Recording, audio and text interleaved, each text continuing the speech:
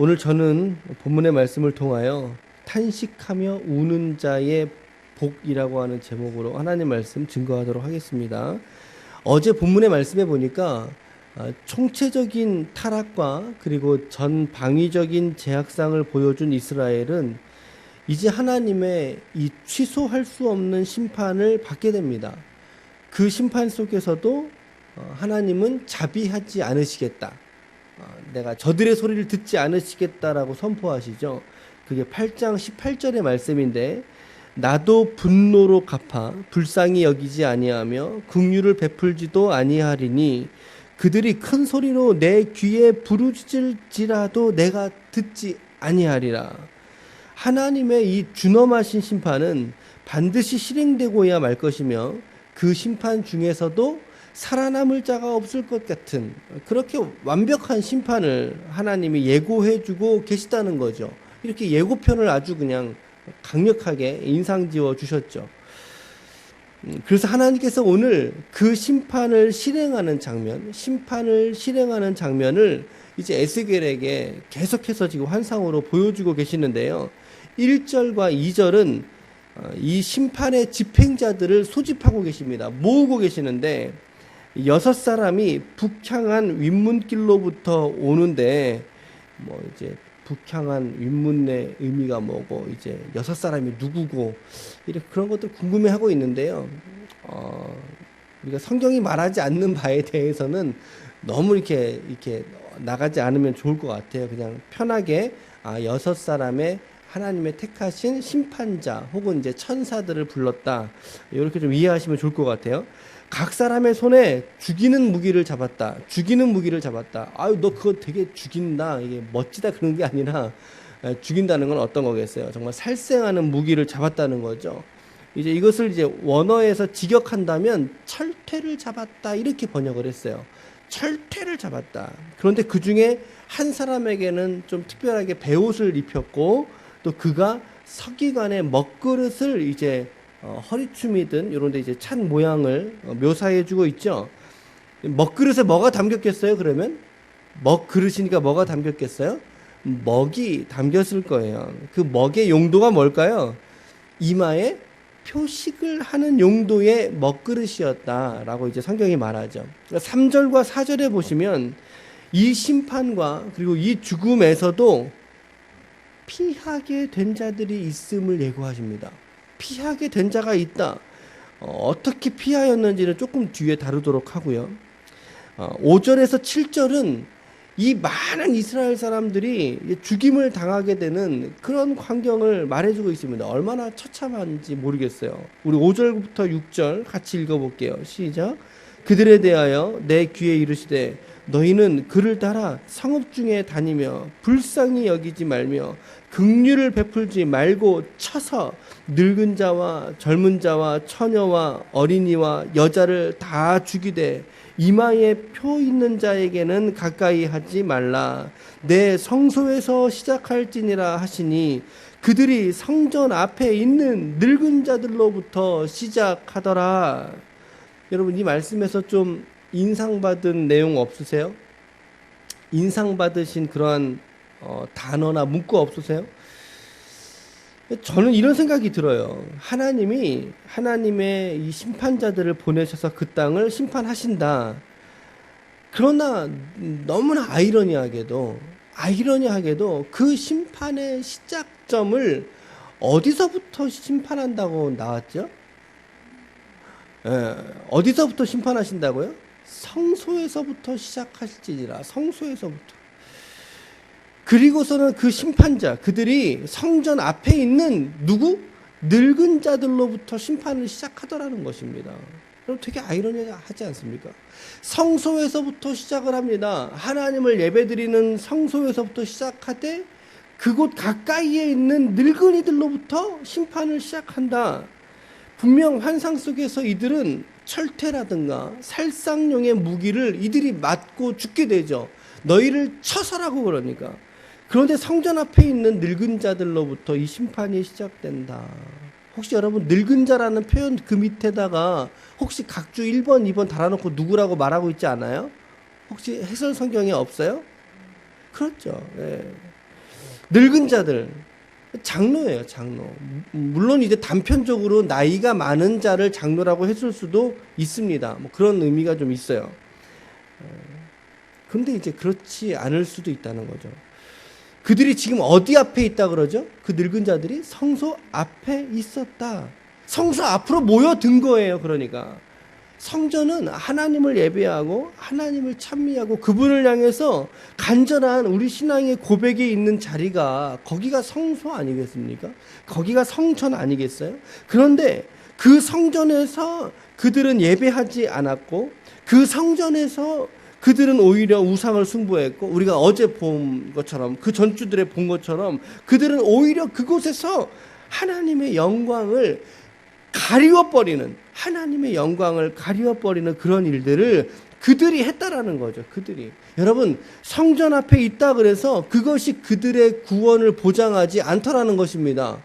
성전 곁에 있다 그래서 그것이 그들의 죽음을 피하게 하지 않더라는 거예요. 성전 앞이라 그랬어요. 성전 앞에. 성전의 뜰을 밟고 살았다고요. 그 중에서도 노인들, 늙은 사람들이니까 젊은 사람들보다 더 많이 밟았을 거 아니에요? 더 많이 그 땅을 출입했을 사람들이라는 거죠. 오히려 늙은 사람이란 뜻은요, 거기에서 어떤 제사가 이루어지는지 알고 있는 사람들이에요. 그 성전의 제사 순서가 어떻게 되는지 알고 있는 사람들이에요. 노인들. 오랜 시간을 지나면서 자연스럽게 종교적인 관습이 습관이 되어서 그들에게는 충분히 학습되거나 배어있는, 몸에 배어있는 존재를 노인이라고 말하잔단 말이죠. 응? 장로라고 말한다는 거죠. 그런데 어떻게 돼요? 가장 먼저 심판받잖아요. 가장 먼저 심판받더라는 거죠. 여러분, 성전 가까이에 있고 그 성전을 향한 지식이 있다 하더라도 그것이 그들을 구원해내지 못하더라는 것입니다. 여러분, 저는 여러분들이 우리 기쁨의 교회의 성전 가까이에 있기를 원합니다. 가까이에 있기를 원해요. 네, 걸어서 한 10분, 걸어서 한 20분 정도 거리에 있으면 좋죠. 네, 오고 가면서 좀 들르고 있죠. 오고 가면서 기도하고, 또 혹은 이제 혼자 오셔서 혼자 찬양하기도 하고, 뭐랄까, 지난주 토요일 날 이제 정명우, 김정우 집사님, 임건영 이렇게 같이 윤여강 청소를 막 하는 도중에 이제 제가 잠깐 커피 사러 간 오후에 윤여강 집사가 여기서 혼자 앉아고 노래를 불렀나 봐요. 찬양을. 다른 사람들 다 일하는데 그래갖고 와서, 아니 자기는 혼자 노래 부르냐고, 다른 사람들은 다 청소하는데. 그랬더니 정명호 집사가 하나님 한 번도 나를, 이 찬양 아세요? 신실하신 하나님. 그 찬양을 너무나 좋아한 나머지 불러달라 그랬대요. 그래서 이제 여기서 딴 사람들은 청소하라고 하고 여기서 이제 싱어송을 한 거지, 본인이 기타 치면서. 근데 그 모습을 이렇게 뒤늦게서 들어오면서 봤는데 좋더라고요. 이렇게 예배자가 없어도, 인도자가 없어도 이렇게 앉아서 찬양하는 그 모습을 흘낏 보니까 참 좋더라고요. 그런 거, 교회가 멀리 있지 않고 가까이에 있으면 그런 거 좋지 않겠습니까? 우리가 지금 성전이 우리가 하나니까 불편할 수도 있지만, 그러나 이렇게 성전을 가까이에 두고 성전을 자주 출입하는 것, 그것은 신앙의 좋은 태도죠. 신앙의 좋은 점일 것입니다. 그런데 오늘 말씀 보세요. 성전 앞에서부터 심판이 시작되잖아요. 제사와 그 제의에 관한 관습을 익히 알았을 노인들로부터 심판하시잖아요. 그렇죠? 그랬더니 예언자가 이제 하나님께 부르짖죠. 하나님께 부르짖어요.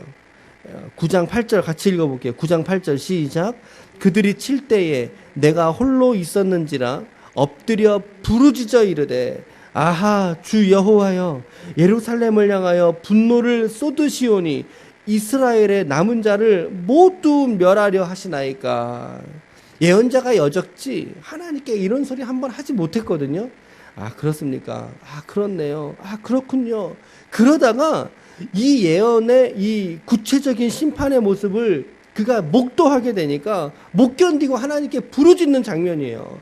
아하 여호와여, 예루살렘을 향하여 분노를 쏟으시오니 이스라엘의 남자를 모두 멸하려고 하십니까?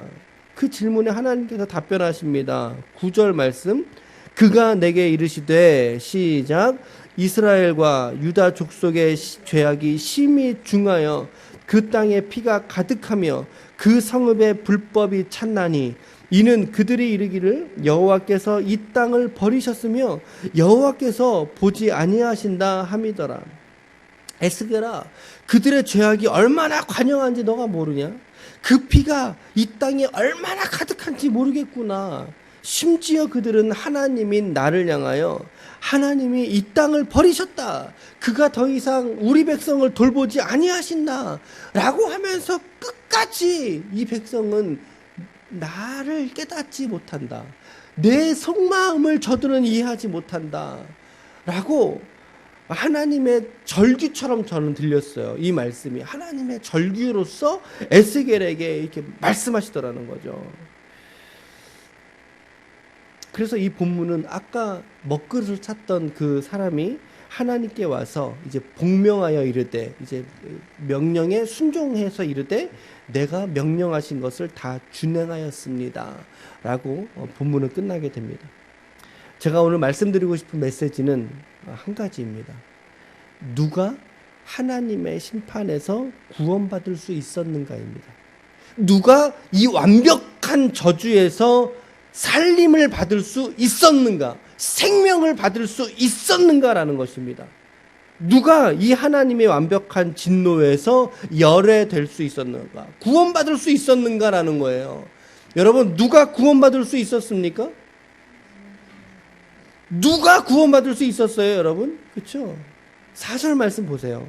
여호와께서 이르시되 너는 예루살렘 성읍을 순행하여 그 가운데 행하는 모든 가증한 일로 말미암아 탄식하며 우는 자의 이마에 표를 그리라 라고 하시고, 예, 바로 이 이마에 표를 받은 자가 심판에서 구원을 받게 됩니다. 이마에 표를 받은 자가 심판에서 구원을 받게 된다. 이 장면을 보면서 여러분들은 혹시 어떤 장면이 연상되지 않으세요? 예전에 가인에게 하나님께서 표를 주셨죠. 이를 죽이는 자를 내가 죽여버리겠다. 이를 안전한 생명을 보장해 주셨단 말이죠. 그것도 떠오르죠. 가인에게 주신 표. 또 어떤 표가 떠오르세요? 출애굽할 때 마지막 10가지의 제명, 10가지의 재앙 뭐였어요? 어떤 재앙이었죠? 마지막 재앙이 뭐였어요? 장자재앙이었어요. 장자재앙. 그때 이스라엘 백성들의 문설주에 뭐가 발리죠? 어린 양의 피를 발리죠. 그렇죠? 그리스도의 피를 연상시키기도 하지 않습니까? 꼭 이제 이 표를 그렇게 그런 것이다라고 할 수 없지만, 그러나 확실한 것은 그 표식을 이마에 받은 자는 그 환난에서, 저주와 심판에서 살아남게 되더라는 것입니다. 예. 그럼 그 어떤 자가 이마에 표식을 받을까요? 어떤 자가? 탄식하며 우는 자가 이마에 표를 받는데, 그러면 그들이 무엇 때문에 탄식하고 무엇 때문에 이들이 울었을까요? 가증한 일을 행하는 그 모습을 보고 울었다는 성경은 말하죠. 예루살렘 가운데 행하여지는 모든 가증한 일로 말미암아 탄식하는, 모든 가증한 일로 말미암아 그것 때문에 애통해하고 그것 때문에 목 놓아서 하나님께 우는 자들을 하나님께서 그들의 이마에 표를 주시더라는 거예요. 여러분, 가증한 일로 말미암아 탄식한다. 어떤 의미입니까? 이스라엘의 죄를 중보하고 이스라엘의 죄의 길에 함께 걷지 않고 그 길이 그릇되고 잘못된 길임을 깨닫고 그 마음과 중심에서 애통하고 탄식하고 울면서 하나님 앞에 그렇게 신실하게 자신의 삶을 그 죄악의 구덩이 속에서 신실하게 하나님을 향하여 믿는, 하나님의 영광을 위하여 삶을 그렇게 살기를 간절히 원하는 그런 자들을 하나님이 잊지 않으시고 그들을 구원하신다라는 거예요. 하나님의 영광을 위하여 말이죠. 하나님의 영광을 위하여. 에스겔서의 중심 단어는 하나님의 영광입니다. 하나님의 영광. 오늘 저와 여러분들이 여러분들의 삶의 현장에서 하나님의 영광이 여러분들의 인생의 가장 큰 주제가 되시길 축복합니다. 하나님의 영광이 여러분들의 삶의 본질적인 가장 우선되는 삶의 목적이 되시기를 축복합니다. 그래서 하나님의 영광이 이스라엘에게 가려진 것이 너무나 아픈 거예요. 이 우는 자들은 오호라 하나님의 영광이 가려졌도다 가슴을 치며 머리에 죄를 뿌리며 그들은 울며 탄식하며 하나님 앞에 그렇게 하나님의 때를 기다리며 살았던 것이죠. 가려지고 짓밟히고 심지어 성전에서조차 우상이 판을 치는 그 꼴을 그들이 목도하며 개탄하면서 정말 탄식함으로 하나님 앞에 무릎 꿇어서 우는 자들을 하나님은 이렇듯 끝까지 완벽한 당신의 심판에서도 보호하여 주시더라는 것입니다. 오늘 여러분과 제가 이 하나님의 은혜의 보호하심 아래 우리의 삶이 있는 줄 믿으시길 바랍니다. 오늘 여러분과 제가 그러한 삶 속에 있어요. 오늘도 신실하게 하나님의 영광을 위한 여러분들을 위한 삶의 목적이 성취될 수 있기를 축복합니다. 성취될 수 있기를 축복합니다. 여러분들이 살아가시는 어떠한 삶에조차도 하나님의 영광이 이루어지는 간절히 바라는 그것이 나의 기도와 간구가 되는 일상이 되시기를 축복합니다. 여러분 하나님의 영광을 위하여 탄식하며 우십시오. 그것이 우리가 이 땅을 살아가는 유일한 방법일 것입니다. 여러분들의 자녀와 가정을 위해서 우리가 기도하고 그들을 위해서 울어주듯이 이제는 우리의 영적인 눈이 띄어져서 하나님의 영광이라고 하는 이 썩어져가고 어두워져가고 현대판 우상들이 곳곳에서 팔을 치는 이 세상의 한복판에서 우리가 삶을 살아간다 할지라도 하나님은 당신의 영광을 위하여 탄식하며 우는 자들을 끝까지 붙들어 주실 줄로 믿습니다. 여러분들이 우리가 먼저 그러한 믿음이 됩시다. 그러한 믿음이 됩시다. 여러분들의 자녀가 여러분들의 그 믿음을 기업으로 물려받을 수 있기를 축복합니다. 우리의 교회가 하나님의 영광을 위하여 함께 지어져가는 교회가 될 수 있도록 기도해 주시기를 바랍니다. 그럴 때 생명을 가지고 우리가 이 땅을 살아낼 수 있다는 거예요. 오늘도 이 마음가짐과 이 다부진 신앙의 고백으로 여러분들의 삶의 자리로 나아갈 수 있기를 축복합니다. 오늘도 참 피곤하실 거예요. 이 새벽부터 우리가 나와 하나님의 은혜를 간구하고 피곤하며 힘든 우리의 일상이라 할지라도 그 가운데 오늘 하나님의 특별한 돌보심이 여러분들의 일상 가운데 있기를 축복합니다. 그래서 하나님의 영광을 이루어내고 그리고 드러내고 올리워드릴 수 있는 하나님의 거룩한 기쁨의 종들이 다 되시기를 예수님의 이름으로 축원합니다. 아멘.